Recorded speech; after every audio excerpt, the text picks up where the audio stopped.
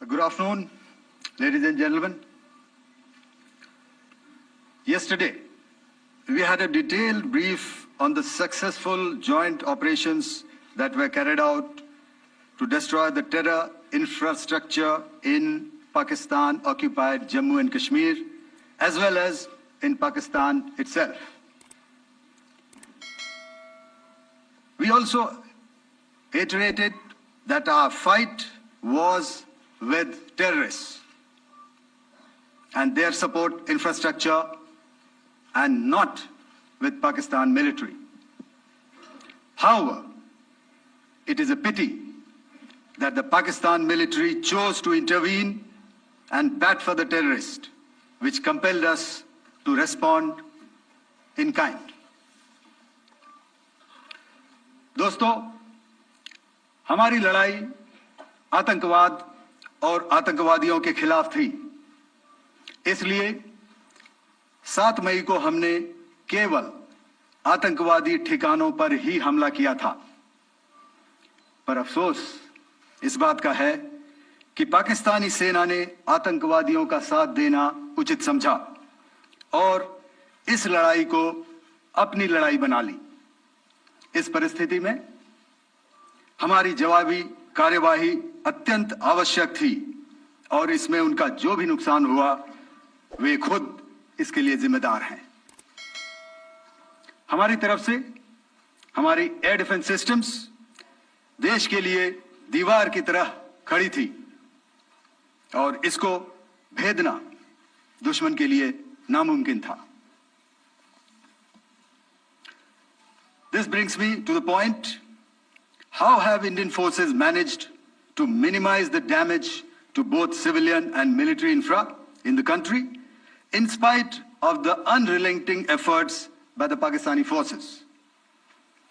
Most of you and the majority populace within the country have had a lot to say about the layered and integrated air defense systems put in place by the Indian Armed Forces, which includes the assets of the Indian Army, the Indian Navy, in addition to the primary air defense assets of the Indian Air Force.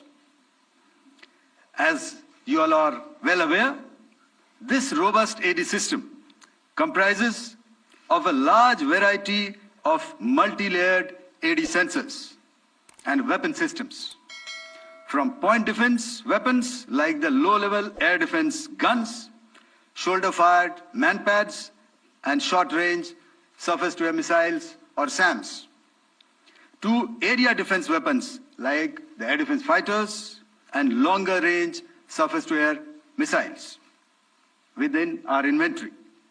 Additionally, the numerous waves of drones and unmanned combat aerial vehicles employed by Pakistan were also thwarted by the indigenously developed soft and hard kill counter-US systems and the well-trained Indian air defense personnel.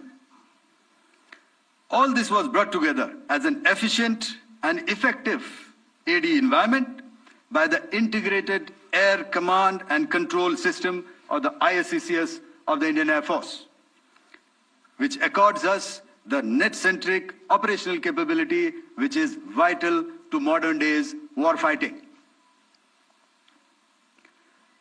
While much has been said and written about the newer systems, I would like to place on record the performance and efficacy demonstrated by even the older battle-proven AD systems like the Pechora, the OSA AK, and the LLAD guns in countering the Pakistani threat vectors in the current operations. They were all modern generations, but these battle-proven systems stood the test of time and took them on head-on. Another highlight has been the stellar performance of the indigenous air defense weapon system like the Akash system. Here, ladies and gentlemen, I would like to mention that putting together and operationalization of this potent AD environment has been possible over the last decade due to unwavering budgetary and policy support provided by the Government of India in acquiring state-of-the-art equipment and weapon systems. Some of the results achieved in countering the enemy threat vectors over the last week are now being shown on the screen. Shown on the screen is the probable enemy PL-15 missile, which is of Chinese origin. This missile has missed its target, and you can see the pieces now which are available with us. Another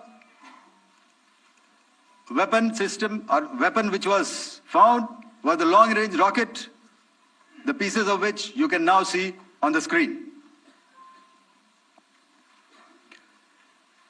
We have talked about the loiter munitions and the unmanned aerial systems, and here are some of the glimpses of those systems which we have brought down. To your right, with the right undercarriage or the wheel, you can see is the Yeeha system, which is of Chinese origin with Pakistan. You can see some quadcopters, and you can see one odd Sonka drone hanging by the wire. All these have been brought down by our trained crew and air defense systems. As far as our offensive actions are concerned, yesterday I had already shared some details about the targets engaged by the Indian Air Force. The composite picture of the Indian Air Force targeting so far is now shown on the screen. As you can see, we have targeted the length and breadth of the adversary. I'm sure most of you would have already seen the effect of these strikes on ground, courtesy the large number of videos and photographs being circulated in the media. A few representative examples from the open source are now being shown to you on the screen. In fact, two of them. This is the strike on the Noor Khan Air Base. And you can see the effect. I'm sure most of you have seen the video. I have also picked it up from your sources only. And this is the aftermath of our strike at Rahim Yar Khan Air Base. You can see the massive crater that it has left on its runway. And you can see the pinpoint accuracy of our weapon.